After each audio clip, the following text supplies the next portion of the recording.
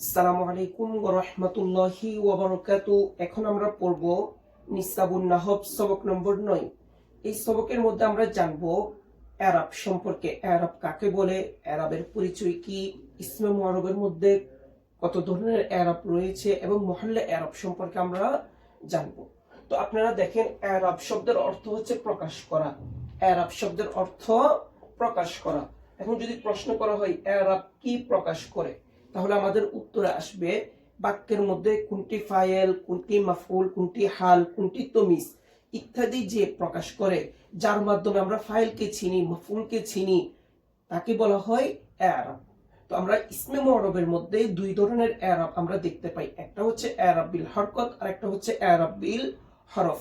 তো এরাব বিল হরকত গুলো হচ্ছে যে, যেমন হরকতের মাধ্যমে কি হবে, পরিবর্তন হবে, হরকতের মাধ্যমে এরাবটা প্রকাশ পাবে। যেমন যা যাইদুন, রাআইতু যাইদান, মাররতু বিযাইদিন। এখানে যে এরাবটা হইছে সেটা হচ্ছে হরকতের এরাব।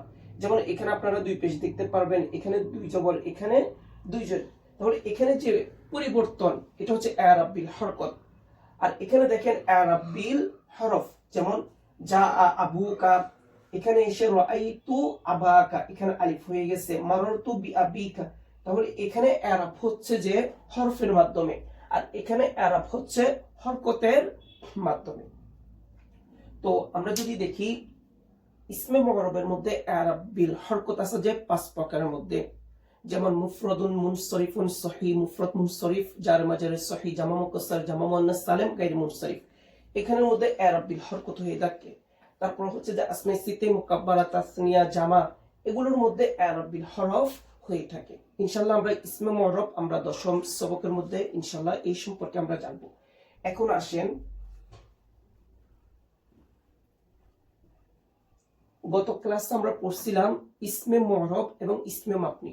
ইসমে মুআরব মানে যেটা তার আমেলকে কি করবে, জাহির করবে, প্রকাশ করবে। আর ইসমে মাবনি হচ্ছে যেটা তার আমেলকে জাহির করবে না, প্রকাশ করবে না, স্থির থাকবে, তাকে ইসমে মাবনি বলা হয়। এখন ইসমে মুআরব যেটা আছে সে সম্পর্কে ইসমে মুআরব না বলি, মুআরব যেটা আছে সেটার এরাব আলাদা এবং মাবনির এরাব আলাদা। এখন আমরা মুআরবের যে এরাব গুলো রয়েছে সেগুলো আমরা পড়ব।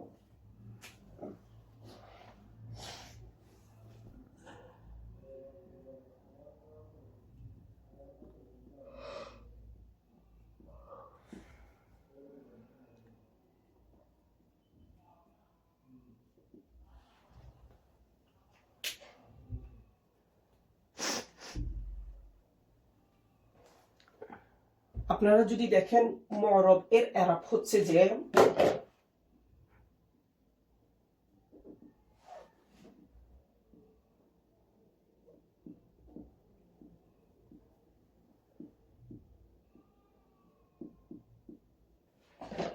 তাহলে মুআরবের এরাব গুলো হচ্ছে যে রফা, নসব, জর, জজম। ঠিক আছে? আচ্ছা, তো এখন এই যে রফা আছে, আলামাতুর রফি, রফার চিহ্নগুলো কি কি, নসবের চিহ্নগুলো কি কি, জরের চিহ্নগুলো কি কি, জজমের চিহ্নগুলো কি কি, এই সম্পর্কে এখন আমরা বিস্তারিত দেখেন।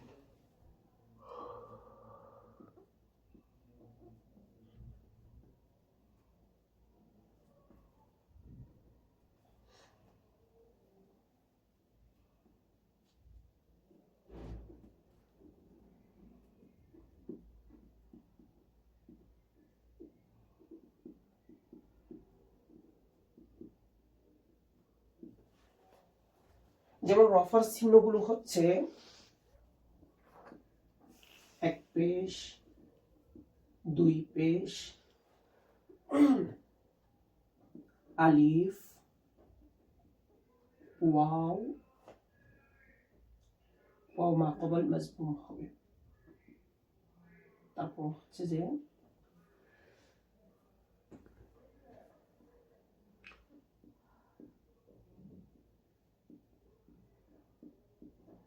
ইসবাতে নুন। তাহলে আমরা রফার চিহ্নগুলো এক পেশ, দুই পেশ, আলিফ, ওয়াও মা কবল মাজমুম, এটা দুই জায়গায় হয়। একটা জামা মুজাক্কার সালামের মধ্যে হয়ে থাকে, আর একটা হচ্ছে আসমায়ে সিতে মুকাব্বারার মধ্যে হয়ে থাকে, আর একটা হচ্ছে ইসবাতে নুন, নুন বিদ্যমান থাকা। আচ্ছা, এখন আমরা জানবো আলামাতুন নসবি, নসবের চিহ্নগুলো।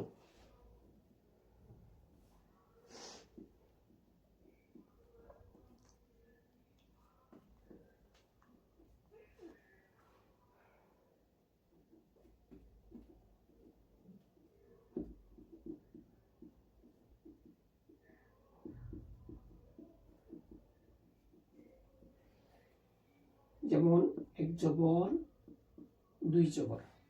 আর এখানে যেটা আলিফ আছে সেটা হয়ে যাবে নসবের মধ্যে ইয়া মা কবল মাফতুহ, ইয়া মা কবল মাফতুহ হয়ে যাবে। আর এখানে যেটা ওয়াও আছে সেটা হালত নসবের মধ্যে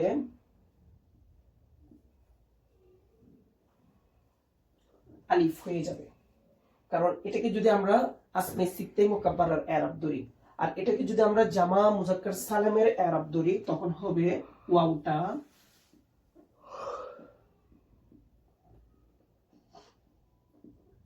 ইয়া মা কবল মাকসুর। আচ্ছা, আর হালত নসবের মধ্যে ইসবাতে নুন যেটা আছে সেটা বিলুপ্ত হয়ে যাবে, যেমন হজফে নুন আমরা বলতে পারি। হযফ অর্থ বিলুপ্ত হওয়া, হজফে নুন মানে নুন বিলুপ্ত হওয়া। যেমন এখানে যদি উদাহরণস্বরূপ যদি ইয়াফআলুনা বলা হয়, ইয়াফআলুনা, তাহলে এটা হালত রফার মধ্যে আছে, নুন নুন বিদ্যমান। হালত নসবের মধ্যে যখন আমরা লান নিয়ে আসবো তখন এই নুনটা কি হয়ে যাবে, পড়ে যাবে। তো আলামাতুন নসবের মধ্যে ইসবাতে নুনটা হজফে নুন হয়ে যাবে তথা পড়ে যাবে। আচ্ছা, থাকো কিটা।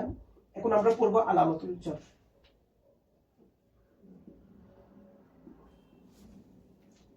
আলামাতুল জাররি, জরের আলামত।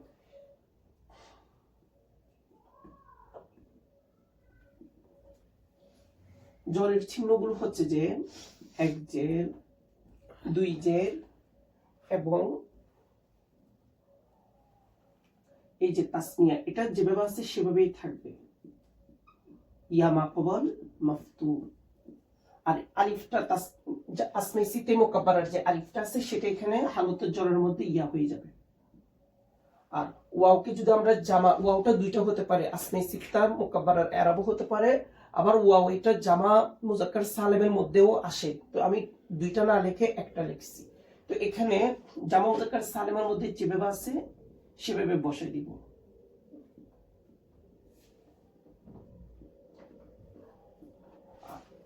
আর আলামাতুল জাররি এখানে আসবে না, হজফে নুন এখানে আসবে না। আরেকটা জিনিস আমাদের খেয়াল করতে হবে যে জরটা ইসিমের জন্য খাস, যেটা জর হয় সেটা ইসিমের জন্য খাস, ঠিক আছে। এখন আসেন আমরা পড়বো আলামাতুল জজম, জজমের আলামত।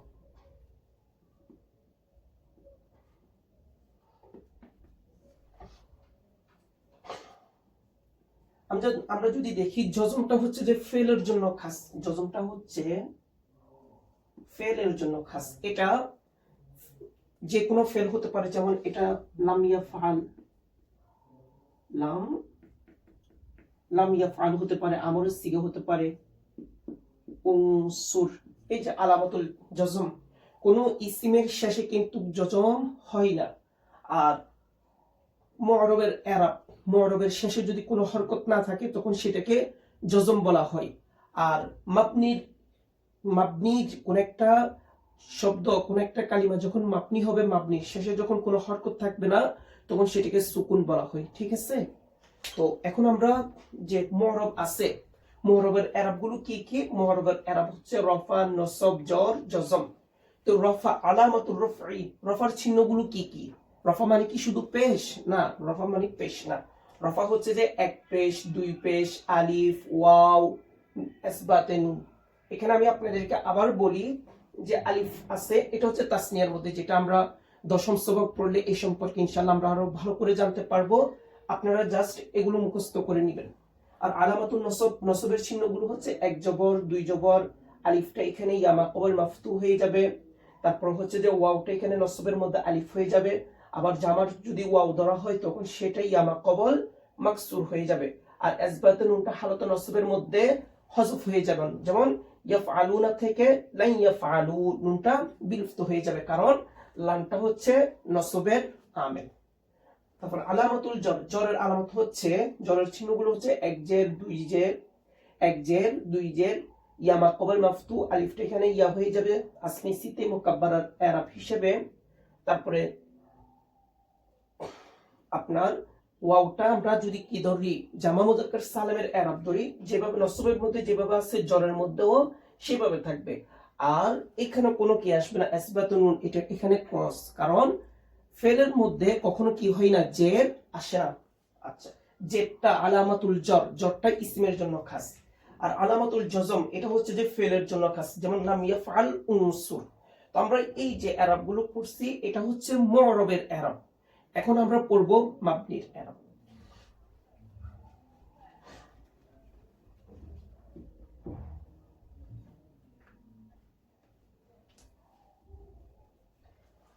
মাবনির মধ্যে যে এরাব গুলো আছে সেটা হচ্ছে জম্মা, ফাতহা, কাসরা, সুকুন। আমরা যদি মাবনির শেষে যদি কোনো হরকত না দেখি তখন সেটাকে আমরা সুকুন বলে থাকি। যেমন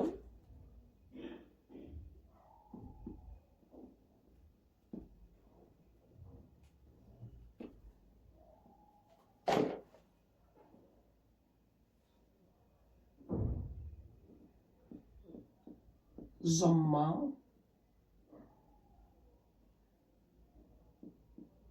ফাতহা, কাসরা, সুকুন। ঠিক আছে, তাহলে মাবনির এরাব গুলো হচ্ছে জম্মা, ফাতহা, কাসরা, সুকুন। দেখেন আমি উদাহরণ দিচ্ছি।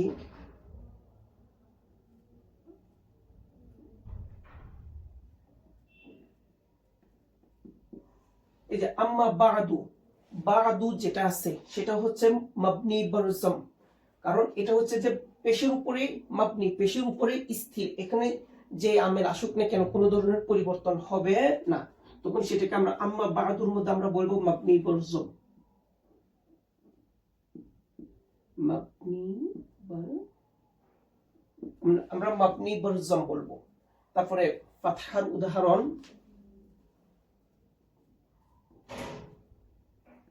আমরা জানি হুরুফে মুশাব্বাহ বিল ফিল যেগুলো আছে, ইন্না, আন্না, কান্না, যেমন ইন্না, আন্না, এই যে নুনের উপর জবর। ঠিক আছে, তখন এটাকে আমরা বলবো মাবনি বার ফাতা, মাবনি বার ফাতা বলবো, ফাতাহ বলবো। তারপর হচ্ছে যে কাসরার উদাহরণ দিচ্ছি, যেমন আমসি, এটা হচ্ছে যে মাবনি বার কাসার, মাবনি বার কাসার, যেমন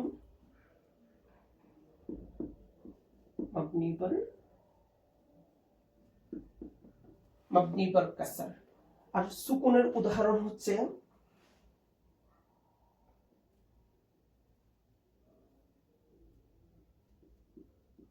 উনসুর, তাহলে এটা হবে যে এই যে এটা হবে যে মাবনি আলা সুকুন, মাবনি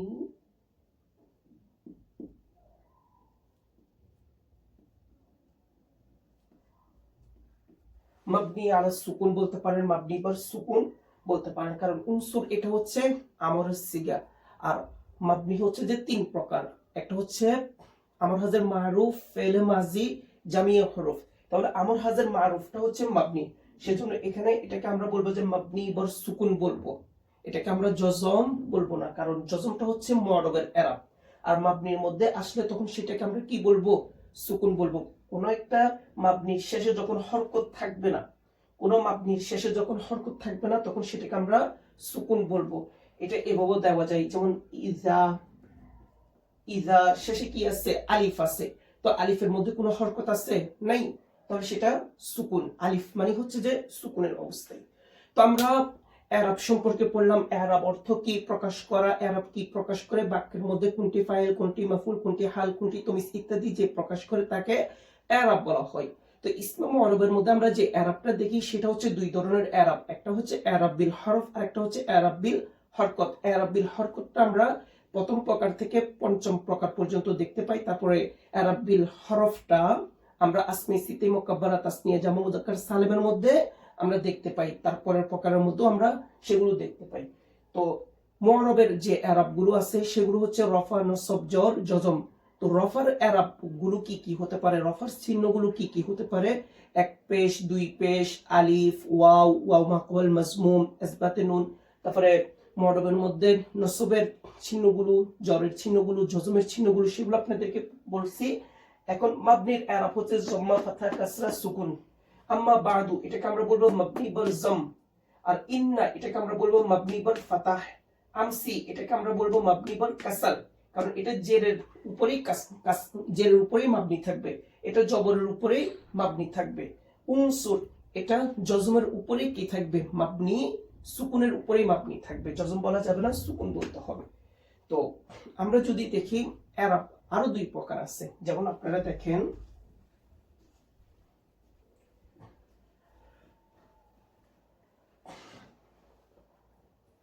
ইরাব হচ্ছে যে আরেক দিক থেকে ইরাব হচ্ছে যে দুই প্রকার, যেমন দেখেন, অর্থাৎ এটা মুআরব এবং মাবনির ইরাবটা দুই প্রকার, উভয় দিক থেকে। একটা হচ্ছে ইরাবের তাকদীর,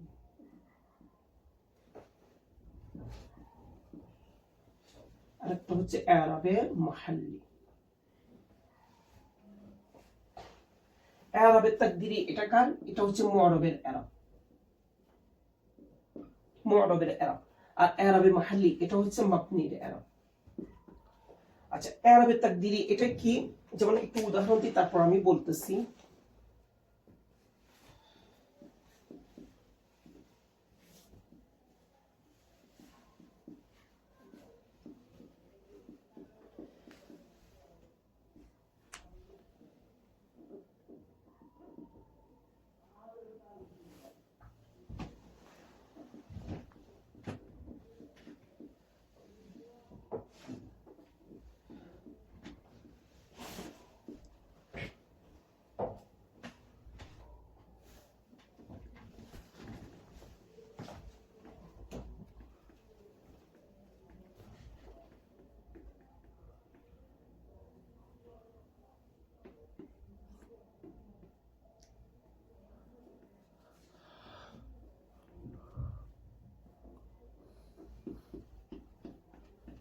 আচ্ছা, আপনারা যদি খেয়াল করেন ইরাব হচ্ছে দুই প্রকার, একটা হচ্ছে তাকদীরি আর একটা হচ্ছে মাহাল্লি।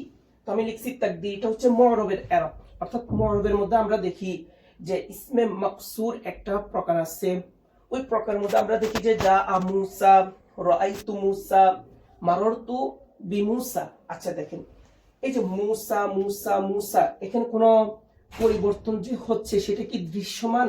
না, এটা দৃশ্যমান না, সেজন্য এটাকে বলা হচ্ছে যে ইরাবে তাকদীরি তথা মুআরব। তাকদীরিটা হচ্ছে মুআরবের জন্য খাস। আর জা আহাজা, রাআইতু হাজা, মাররতু বিহাজা, এখানে যে পরিবর্তনটা হচ্ছে সেই পরিবর্তনটাও কিন্তু দৃশ্যমান না, আমরা দেখতে পাই না। হ্যাঁ, এটাকে বলা হয় মাবনির ইরাব, মাবনির ইরাবকে বলা হয় মাহাল্লি। তবে সবচেয়ে গুরুত্বপূর্ণ হচ্ছে ইরাবের তাকদীর এবং ইরাবের মাহাল্লির মধ্যে উল্লেখযোগ্য যেটা খুব গুরুত্বপূর্ণ কথা, সেটা হচ্ছে ইরাবের তাকদীরের মূল রূপ কেমন ছিল সেটাকে প্রকাশ করা যায়। যেমন আমি চাইলে এটাকে আমি জা মুসাইয়ুন বলতে পারবো, মুসাইয়ুন বলতে পারবো, তাহলে তার মূল রূপটা এখানে প্রকাশ পাচ্ছে। রাআইতু মুসাইয়ান বলতে পারবো, মুসাইয়ান। মাররতু বিমু সাইন বলতে পারবো। তাহলে ইরাবের তাকদীরের মধ্যে তার আসল জা মুসাইয়ুন ছিল, রাআইতু মুসাইয়ান ছিল, মাররতু বিমু সাইন ছিল, মূলত এটা আপনার তালিল হয়ে মুসা হয়ে গেছে, ঠিক আছে। তাহলে ইরাবের তাকদীরি যেটা, সেটা তার মূল রূপটাকে প্রকাশ করে দেখানো যায়। আর ইরাবে মাহাল্লি যেটা, তার কোনো মূল রূপ প্রকাশ করা যায় না, এটা জাস্ট এটা মহল্লে রফা, রফার স্থানে এসে বসে গেছে, কিন্তু এখানে রফার কোনো কিছুই নেই। রাআইতু হাজা, জাস্ট এটা নসবের স্থানে এসে বসছে। আমরা যে নসবের যে চিহ্নগুলো পড়ছি, এখান থেকে একটা চিহ্ন এটার মধ্যে নাই। মাররতু বিমুসা, এটা জাস্ট জ্বরের স্থানে এসে বসছে, কিন্তু জ্বরের যে চিহ্নগুলো সেগুলো এখানে নাই।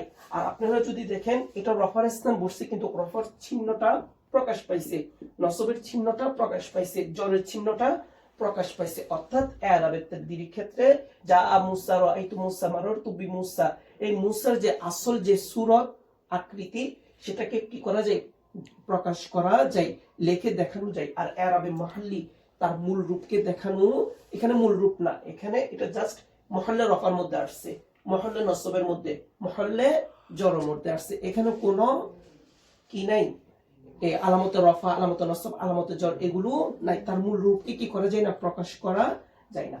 তো তাকদীরিটা হচ্ছে যে মুআরাব, আর মাহল্লিটা হচ্ছে মাবনির ইরাব। তো আমরা এতক্ষণ পর্যন্ত পড়ছি। তারপরে একটা উল্লেখযোগ্য হচ্ছে যে মহল্লে ইরাব। আমরা জানি এখানে যে পরিবর্তনটা হয়েছে এটা তো শেষ কালিমার মধ্যে হয়েছে। আমরা লাম কালিমা বলবো না, শেষ কালিমা বলবো। মহল্লে ইরাব হচ্ছে শেষ কালিমা। আপনারা যদি আরেকটা জিনিস খেয়াল করেন, যা আ জাইদুন, এটা হচ্ছে ইসমে মুআরব, ঠিক আছে? তাহলে ইসমে মুআরবের মধ্যে এটা হচ্ছে আমেল। আমেল এসে শেষ কালিমার মধ্যে আমল করবে। আমরা জানি নাহুর আলোচ্য বিষয় হচ্ছে শেষ কালিমা। তাহলে এখানে শেষ কালিমা কি, দাল। আর দালকেই বলা হয়, যেহেতু দালের উপরে আমল করবে সেজন্য এটাকে বলা হয় মহল্লে ইরাব, ইরাবের স্থান, ইরাব দেওয়ার স্থান। তাহলে সেক্ষেত্রে এখানে প্রথম যে দুইটা হরফ রয়েছে জা এবং ইয়া, এগুলো যে হরকত আছে সেটার উপরে কি হবে, মাবনি হবে। জাইদুন, জা ইয়া দাল সম্পূর্ণটা কিন্তু কি না, মুআরব না। মুআরব হচ্ছে শুধুমাত্র মহল্লে ইরাবটা। আর জাটা এটা হচ্ছে মাবনি বর ফাতা, ইয়াটা হচ্ছে মাবনি বর সুকুন। তো আমাদের নবম সবকের মধ্যে আমরা ইরাব সম্পর্কে জানলাম, মুআরবের ইরাব সম্পর্কে জানলাম, মাবনির ইরাব সম্পর্কে জানলাম, ইরাব দুই প্রকার, তাকদীরি, মাহল্লি, এই সম্পর্কে আমরা জানলাম। ইনশাআল্লাহ আমরা সবচেয়ে গুরুত্বপূর্ণ যে পড়া দশম সবকের মধ্যে আমরা ইসমে মুআরবের যে প্রকারগুলো আছে ইনশাআল্লাহ সেগুলো আমরা জানবো। তো যেটা মূল কথা সেটা হচ্ছে আমাদের এই সবক 1 থেকে নিয়ে 10 পর্যন্ত কিংবা তারই বেশি হতে পারে, এগুলো জাস্ট আমাদের মুখস্থ করতে হবে। এখন আমরা নাহুর কিছুই বুঝবো না। আমাদের এই কায়দা কানুন সবগুলো যখন আমাদের বুঝে আসবে তখন ইনশাআল্লাহ প্র্যাকটিক্যালি আস্তে আস্তে একটা একটা আমাদের বুঝে আসবে। এই দুই এক সবক পরে হাই হুতাশ হলে চলবে না, আমি তো বুঝতেছি না, এখন বুঝবেন না।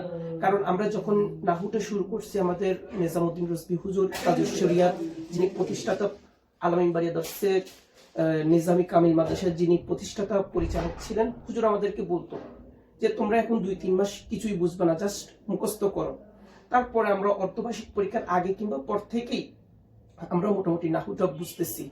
তো আরেকটা উল্লেখযোগ্য কথা সেটা হচ্ছে নাহু পড়ার আগে অবশ্যই মিজান, মুনশি, পাঞ্চগার্স এটা অবশ্যই ক্লিয়ার থাকতে হবে। না হয় এগুলো না পড়ে যদি নাহুতে চলে আসেন, নাহুর নুনটাও আপনারা বুঝবেন না। আল্লাহ হাফেজ। আসসালামু আলাইকুম ওয়া রাহমাতুল্লাহি ওয়া বারাকাতুহু।